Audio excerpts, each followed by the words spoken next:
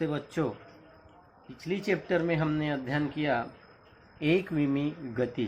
तो एकविमी गति में हमने देखा कि जो कण का विस्थापन, वेग और त्वरण, ये तीनों जो होता है एक ही रेखा के अनुदिश गति करता है। मान लो ये एक पृथ्वी सतह है और यहाँ से अगर हम किसी वस्तु को ऊपर की ओर फेंकें तो कण का यहाँ पे विस्थापन और वेग दोनों किस ओर कार्य करेगा? ऊपर की ओर कार्य करता है। अर्थात y अक्ष अगर लें तो y अक्ष में धनात्मक दिशा की ओर कार्य करता है, परंतु इसका जो गुरुत्वीय त्वरण है वह नीचे की ओर कार्य करता है। अर्थात त्वरण y अक्ष में ऋणात्मक दिशा में कार्य करता है। तो एक ही रेखा के अनुदिश विस्थापन, वेग और त्वरण जो है कार्य करते हैं एकविमी गति में। लेकिन द्विविमी गति में वस्तु एक समतल पर कार्य करता है। द्विविमी गति में क्या करता है? वस्तु द्विविमी गति में वस्तु एक समतल पर कार्य करता है। एक ही समतल पे वह अगर गति कर रहा है तो एक ही समतल पे गति करेगा, अर्थात एक ही समतल पे अपने कार्य को संपादित करता है। तो आइए देखते हैं द्विविमी गति।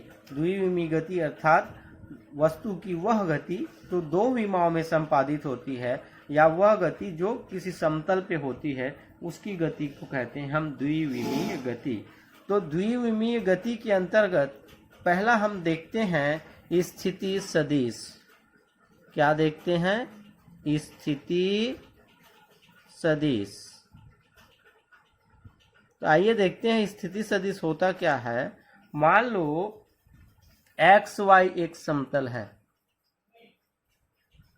माना एक्स और वाई अक्ष से बना एक समतल है। इस समतल पर एक बिंदु P है जिसका निर्देशांक x और y है। ये मूल बिंदु हो गया। तो माना एक समतल में बिंदु P स्थित है और इसका निर्देशांक क्या है? एक्स वाई है। बिंदु P का स्थिति निर्देशांक कितना है? एक्स वाई है। O से हम P को अगर मिलाएं तो OP का स्थिति सदिश वेक्टर R होगा। इसलिए बिंदु P का स्थिति सदिश, बिंदु P का स्थिति सदिश क्या हो जाएगा? OP vector is equal to vector R। स्थिति सदिश को हम किससे दर्शाते हैं? वेक्टर R से। इसलिए अब क्या करें? हम P से x अक्ष पर PM लंब डालते हैं और P से y अक्ष पर PN लंब डालते हैं। P से x अक्ष पर क्या लंब डाला? PM, और y अक्ष पर PN लंब डालते हैं। इसलिए क्या हो जाएगा? त्रिभुज OPM में, त्रिभुज कौन सा त्रिभुज? OPM में सदिशों के योग के त्रिभुज नियम से हम जानते हैं जो परिणामी सदिश होता है अन्य दो भुजाओं के योग के बराबर होता है। तो परिणामी सदिश हमारा क्या है? ओ पी का vector is equal to O M का वेक्टर प्लस पी एम का vector. O P vector is equal to O M vector plus P M vector, और पी एम वेक्टर को हम किसके बराबर ले सकते हैं? ओ एन के बराबर, क्योंकि आयत में आमने सामने की भुजा बराबर होती है, इसलिए O P vector is equal to O M vector plus O N का वेक्टर। ये हमारा मान लो समीकरण 1 है। अब यदि क्या हो, यदि एक्स व वाई अक्ष में एकांक सदिश, एक्स और वाई अक्ष का एकांक सदिश क्या है? आई कैप और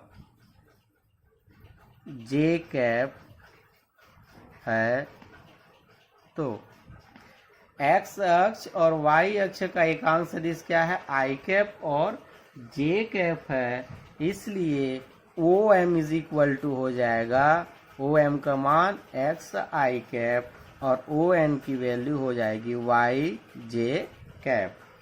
एक्स आई ओ एम का मान, ओ एन का मान वाई जे कैप, इसलिए पी एम भी वाई जे के बराबर होगा। अतः O M vector is equal to x i cap और O N vector equal to y j cap. समीकरण 1 में हम मान रखें, समीकरण 1 से समीकरण 1 में मान रखेंगे तो मान क्या प्राप्त होगा? O P is equal to O M plus O N.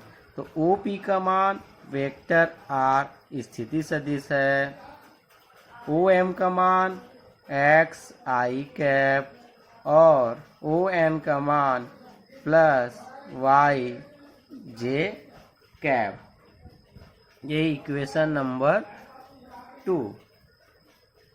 तो फिर से अब क्या देखें, हम इस त्रिभुज में अध्ययन करेंगे ओ पी एम में। पुनः कौन सा त्रिभुज? ओ पी एम में। देखते हैं क्या होता है। तो ओ पी एम में पाइथागोरस प्रमेय से, ओ पी एम में समकोण त्रिभुज है, तो पाइथागोरस प्रमेय से कर्ण का वर्ग अन्य दो भुजाओं के वर्गों के योगफल के बराबर होता है, इसलिए त्रिभुज ओ पी एम में, ओ पी एम में किससे?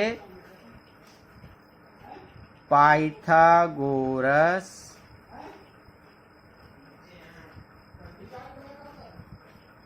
प्रमेय से। पाइथागोरस प्रमेय से क्या हो जाएगा? कर्ण का वर्ग जो होता है अर्थात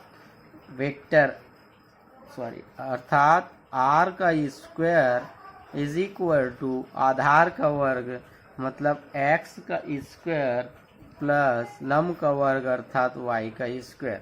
कर्ण का वर्ग हमने देखा, ये कर्ण का वर्ग आर का स्क्वायर, आधार का वर्ग एक्स का स्क्वायर और पी एम अर्थात लंब का वर्ग, तो ये इसके आमने सामने की भुजा बराबर है, तो ओ एन का मान वाई है, तो पी एम का मान भी क्या होगा? वाई अर्थात वाई का स्क्वायर।